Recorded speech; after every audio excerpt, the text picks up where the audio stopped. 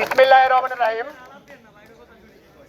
প্রিয় উপস্থিত, চট্টগ্রাম বিশ্ববিদ্যালয়ের একজন শিক্ষার্থী বাসায় আওয়ামী দোসর কর্তৃক হেনস্থার প্রতিবাদ করায় চট্টগ্রাম শিক্ষার্থীদের উপর যে ন্যাক্কারজনক হামলা চালানো হয়েছে তার প্রতিবাদে ঢাকা কলেজ ছাত্রদল কর্তৃক আয়োজিত আজকের এই বিক্ষোভ সমাবেশ পরবর্তী সংক্ষিপ্ত সমাবেশে উপস্থিত আছেন ঢাকা কলেজ ছাত্রদলের বিপ্লবী আহ্বায়ক জনাব পিয়াল হাসান, সঞ্চালনায় আছেন ঢাকা কলেজ ছাত্রদলের বিপ্লবী সদস্য সচিব মিল্লাদ হোসেন, এছাড়া উপস্থিত আছেন ঢাকা কলেজ ছাত্রদলের যুগ্ম আহ্বায়ক শাহাবুদ্দিন ইমন, আবির রান, তাজবিউল হাসান সহ যুগ্ম আহ্বায়ক বৃন্দ, সদস্যবৃন্দ এবং হল কমিটির সকল নেতৃবৃন্দকে জানাই আমার ব্যক্তিগত পক্ষ থেকে ধন্যবাদ।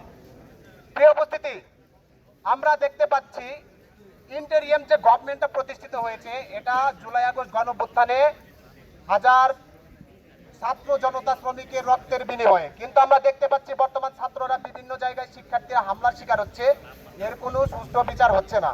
চট্টগ্রাম বিশ্ববিদ্যালয়ে যে ঘটনাটা হয়েছে এই ধরনের ন্যাক্কারজনক ঘটনা আমরা প্রত্যাশা করিনি। আমরা চাই অবিলম্বে এর সাথে যে সকল আওয়ামী দোসর ফ্যাসিস্ট জড়িত তাদেরকে চিহ্নিত করে দ্রুত সময়ে বিচারের আওতায় এনে বিচার নিশ্চিত করা হবে, এই আশাবাদ ব্যক্ত করে আমি আমার সংক্ষিপ্ত বক্তব্য এখানে শেষ করছি। ধন্যবাদ সবাইকে। আসসালামু আলাইকুম।